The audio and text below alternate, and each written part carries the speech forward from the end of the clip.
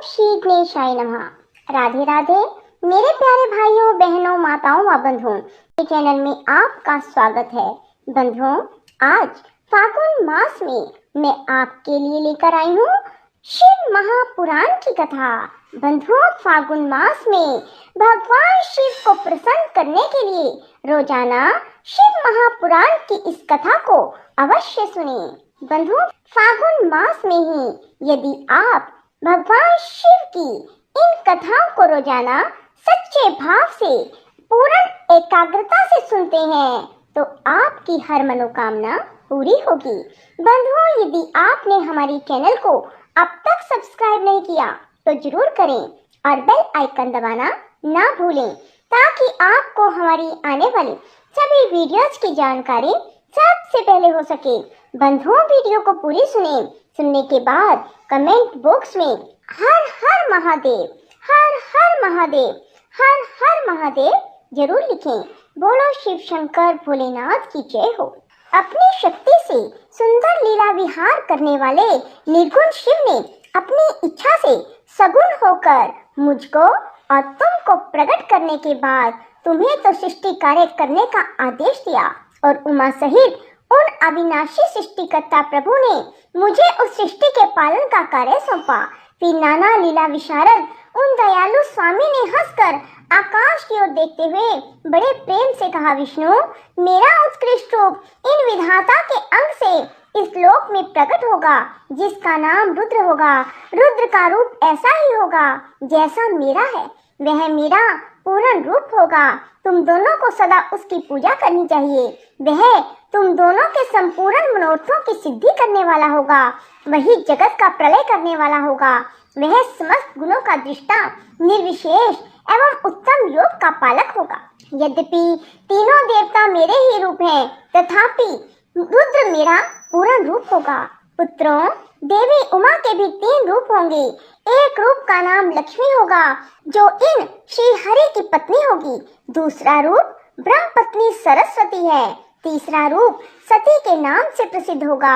सती उमा का पूर्ण रूप होगी। वे ही भावी रुद्र की पत्नी होंगी।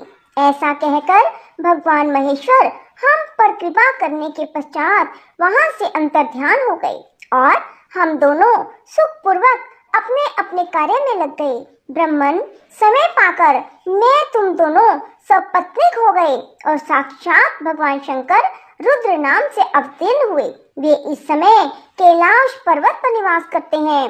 ब्रजेश्वर अब शिवा भी सती नाम से अवतीर्ण होने वाली है, अतः तुम्हें उनके उत्पादन के लिए ही यत्न करना चाहिए। ऐसा कहकर मुझ पर बड़ी भारी दया करके भगवान विष्णु अंतर्ध्यान हो गए और मुझे उनकी बातें सुनकर बड़ा आनंद प्राप्त हुआ। नारद जी ने पूछा, पूज्य पिताजी, दृढ़ता पूर्वक उत्तम व्रत का पालन करने वाले दक्ष ने तपस्या करके देवी से कौन सा वर प्राप्त किया और वे देवी किस प्रकार दक्ष की कन्या हुई? ब्रह्मा जी ने कहा, नारद, तुम धन्य हो। इन सभी मुनियों के साथ भक्ति पूर्वक इस प्रसंग को सुनो। मेरी आज्ञा पाकर उत्तम बुद्धि वाले महाप्रजापति दक्ष ने क्षीर सागर के उत्तर तट पर स्थित हो देवी जगदम्बिका को पुत्री के रूप में प्राप्त करने की इच्छा और उनके प्रत्यक्ष दर्शन की कामना के लिए उन्हें हृदय मंदिर में विराजमान करके तपस्या प्रारंभ की। दक्ष ने मन को संयम में रखकर दृढ़ता पूर्वक कठोर व्रत का पालन करते हुए शौच, संतोष आदि नियमों से युक्त हो 3000 दिव्य वर्षों तक तप किया। वे कभी जल पीकर रहते, कभी हवा पीते और कभी सर्वथा उपवास करते थे। भोजन के नाम पर कभी सूखे पत्ते चबा लेते थे। मुनि श्रेष्ठ नारद तदंतर यम नियम आदि से युक्त हो जगदम्बा की पूजा में लगे हुए दक्ष को देवी शिवा ने प्रत्यक्ष दर्शन दिया। जगन्मयी जगदम्बा का प्रत्यक्ष दर्शन पाकर प्रजापति दक्ष ने अपने आप को कृतकृत्य माना। वे कालिका देवी सिंह पर आरूढ़ थी। उनकी अंग कांति श्याम थी, मुख बड़ा ही मनोहर था। वे 4 भुजाओं से युक्त थी और हाथों में वरद, अभय, नील कमल और खड़ग धारण किए हुए थी। उनकी मूर्ति बड़ी मनोहारिणी थी। नेत्र कुछ कुछ लाल थे। खुले हुए केश बड़े सुंदर दिखाई देते थे। उत्तम प्रभा से प्रकाशित होने वाली उस जगदम्बा को भली भांति प्रणाम करके दक्ष विचित्र वचनावलियों द्वारा उनकी स्तुति करने लगे। दक्ष ने कहा, जगदम्ब, महामाये, जगदीशे, महेश्वरी, आपको नमस्कार है। आपने कृपा करके मुझे अपने स्वरूप का दर्शन कराया है। भगवती आद्य मुझ पर प्रसन्न होइए। शिव रूपिणी प्रसन्न होइए। भक्त वरदायिनी प्रसन्न होइए। जगन्माये, आपको मेरा नमस्कार है। ब्रह्मा जी कहते हैं, मुने संयत चित्त वाले दक्ष के इस प्रकार स्तुति करने पर महेश्वरी शिवा ने स्वयं ही उनके अभिप्राय को जान लिया, तो भी दक्ष से इस प्रकार कहा, दक्ष, तुम्हारी इस उत्तम भक्ति से मैं बहुत संतुष्ट हूँ। तुम अपना मनोवांछित वर मांगो। तुम्हारे लिए मुझे कुछ भी अदेय नहीं है। जगदम्बा की यह बात सुनकर प्रजापति दक्ष बहुत प्रसन्न हुए और उन शिवा को बारंबार प्रणाम करते हुए बोले। दक्ष ने कहा, जगदम्ब, महामाये, यदि आप मुझे वर देने के लिए उद्यत हैं, तो मेरी बात सुनिए और प्रसन्नता पूर्वक मेरी इच्छा पूर्ण कीजिए। मेरे स्वामी जो भगवान शिव हैं, वे रुद्र नाम धारण करके ब्रह्मा जी के पुत्र रूप से अवतीर्ण हुए हैं। वे परमात्मा शिव के पूर्ण अवतार हैं, परंतु आपका कोई अवतार नहीं हुआ, फिर उनकी पत्नी कौन होगी? अतः शिवे, आप भूतल पर अवतीर्ण होकर उन महेश्वर को अपने रूप लावण्य से मोहित कीजिए। देवी, आपके सिवा दूसरी कोई स्त्री रुद्रदेव को कभी मोहित नहीं कर सकती, इसलिए आप मेरी पुत्री होकर इस समय महादेव की पत्नी होइए। इस प्रकार सुंदर लीला करके आप हर मोहिनी बनिए। देवी, यही मेरे लिए वर है। यह केवल मेरे ही स्वार्थ की बात हो, ऐसा नहीं सोचना चाहिए। इसमें मेरे ही साथ संपूर्ण जगत का भी हित है। ब्रह्मा, विष्णु और शिव में से ब्रह्मा जी की प्रेरणा से मैं यहाँ आया हूँ। जगदम्बिका शिवा हंस पड़ी और मन ही मन भगवान शिव का स्मरण करके यूं बोली। देवी ने कहा, तात प्रजापते दक्ष, मेरी उत्तम बात सुनो। मैं सत्य कहती हूँ, तुम्हारी भक्ति से अत्यंत प्रसन्न हो, तुम्हें संपूर्ण मनोवांछित वस्तु देने के लिए उद्यत हूँ। दक्ष, यद्यपि मैं महेश्वरी हूँ, तथापि तुम्हारी भक्ति के अधीन हूँ। तुम्हारी पत्नी के गर्भ से तुम्हारी पुत्री के रूप में अवतीर्ण होंगी, इसमें संशय नहीं है। अनंत, मैं अत्यंत दुस्सह तपस्या करके ऐसा प्रयत्न करूंगी जिससे महादेव जी का वर पाकर उनकी पत्नी हो जाऊं।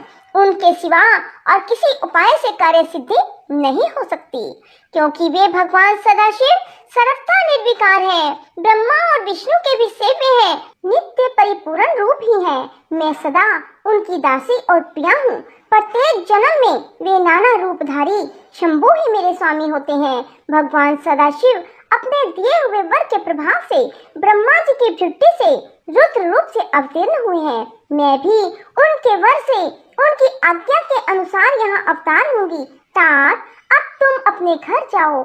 इस कार्य में जो मेरी दूती अथवा सहायिका होगी उसे मैंने जान लिया है। अब शीघ्र ही मैं तुम्हारी पुत्री होकर महादेव जी की पत्नी बनूंगी। दक्ष से यह उत्तम वचन कहकर मन ही मन शिवा की आज्ञा प्राप्त करके देवी शिवा ने शिव के चरणार बिंदों का चिंतन करते हुए फिर कहा, प्रजापते, परंतु मेरा एक प्रण है, उसे तुम्हें सदा मन में रखना चाहिए। मैं उस प्रण को सुना देती हूँ, तुम उसे सत्य समझो, मिथ्या ना मानो। यदि कभी मेरे प्रति तुम्हारा आदर घट जाएगा, तब उसी समय मैं अपने शरीर को त्याग दूंगी, अपने स्वरूप में लीन हो जाऊंगी अथवा दूसरा शरीर धारण कर लूंगी। मेरा यह कथन सत्य है। प्रजापते, प्रत्येक सर्ग या कल्प के लिए तुम्हें यह वर दे दिया गया है। मैं तुम्हारी पुत्री होकर भगवान शिव की पत्नी होंगी। मुख्य प्रजापति दक्ष से ऐसा कहकर महेश्वरी शिवा उनके देखते देखते वहीं अंतर्ध्यान हो गई। दुर्गा जी के अंतर्ध्यान होने पर दक्ष भी अपने आश्रम को लौट गए और यह सोचकर प्रसन्न रहने लगे कि देवी शिवा मेरी पुत्री होने वाली है। बोलो शिव शंकर भोलेनाथ की जय हो। राधे राधे, जय श्री कृष्णा। बंधुओं, यदि आपको हमारी वीडियो पसंद आए तो इसे लाइक करें और शेयर भी जरूर करें। धन्यवाद।